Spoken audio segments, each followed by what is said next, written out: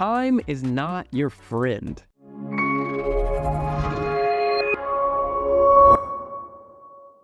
Hey guys, I'm Brad from probateresource.com. We're a real estate solutions company specializing in the world of probate inheritance properties. And today I'm here with Josh Rand, who is my closing attorney in the state of Georgia. Josh is a licensed attorney in Georgia, been at this for 20 some odd years. So Josh, time is not your friend. Elaborate on that. What does that mean? Absolutely.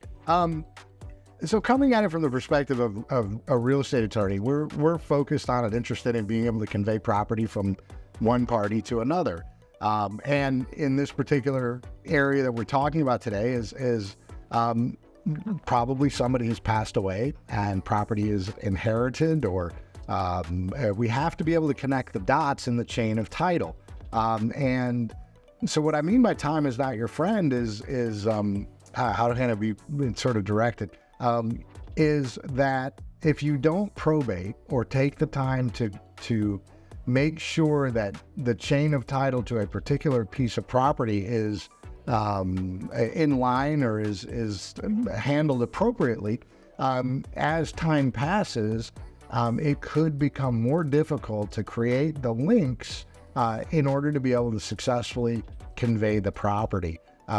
Because maybe heirs have passed away. Maybe there's heirs of heirs or children of the children that have passed. And as time goes on, it becomes more difficult to find the people who do have an interest in the property, and that can really affect the deal. So while certainly, an understanding of a situation and dealing with probate, people are going through emotional times, just keep in the back of your mind, like, you don't want to forget about these things and let it go and never come back to it. When you're ready, you want to start approaching these so that you don't have problems later on down the road that can be avoided by having everybody available to be able to solve the issue. Right, absolutely. And by the way, I've done another video with a probate attorney. And in Georgia, there is no technical time limit on probate. It just requires you to do it in a reasonable amount of time. What is a reasonable amount of time?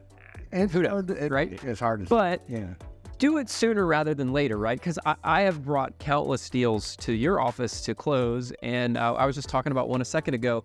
And we had this property down in Brookhaven in Atlanta, really nice neighborhood. It was the last, sort of little old house, street with McMansions, everyone had bought everything and big giant houses, whatever.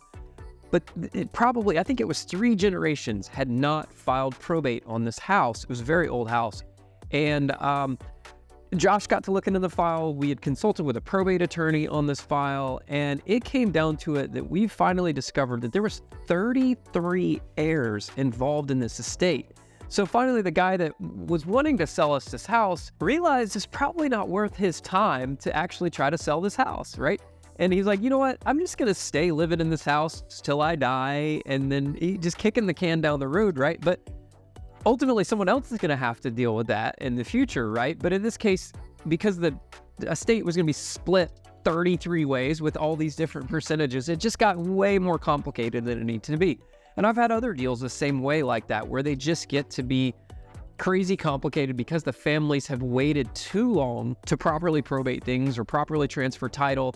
And then when you're trying to clean it up 20 years later or whatever, it's a big mess. And by the way, when it's a big mess, that costs you more money. Yeah. So, and just to add one other point to that, you don't know what you don't know. And so, and we're not necessarily touching on it here, but sometimes people don't realize who actually does have an interest in the property. So if a spouse dies without a will, and we talked about in an earlier video between joint tenants with rights of survivorship and tenants in common, and maybe there's minor children, no will. Well, some people are not aware that the kids may actually have an interest in the property. Again, perhaps that's easier to deal with now at some point versus later on down the road. And it's a good point. I'm working on a deal right now. We're buying a property down in Florida. This husband and wife they were married. They've been divorced for 20 years now, right? They got divorced 20 years ago, but they never took the time to deed the property from the husband off of the property. So they had owned this property as tenants in common when they bought it a long time ago. Once upon a time, it was their personal house, and then they kept it as a rental property, and then they got divorced, and they never took the husband off title.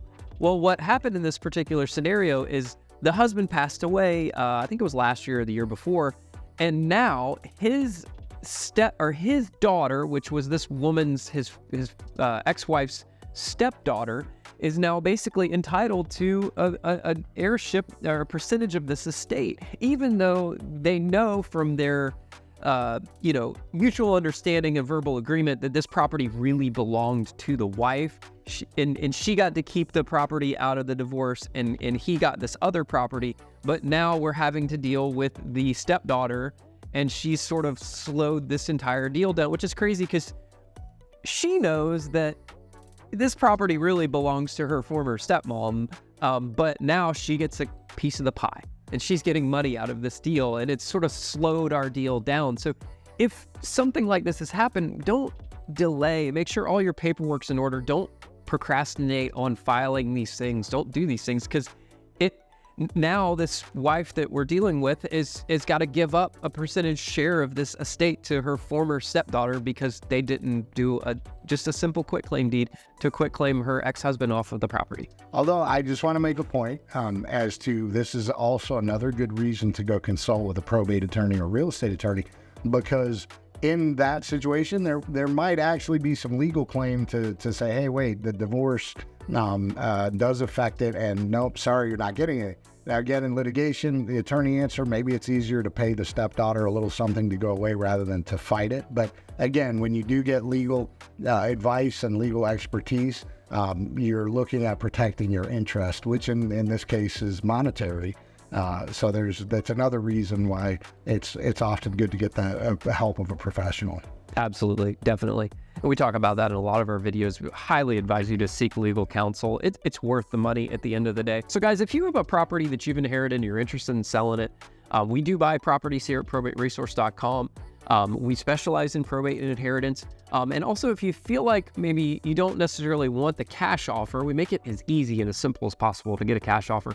But if you feel like you want to go the traditional route and list that property with a real estate agent, we actually have a hand-picked network of real estate agents we work with all across the country that are probate and inheritance specialists. We'd be happy to refer you to one of those agents. So if you feel like you want to work together, you want to work with our company, please visit the website there. Go to probateresource.com, or you can click on the link below in the description.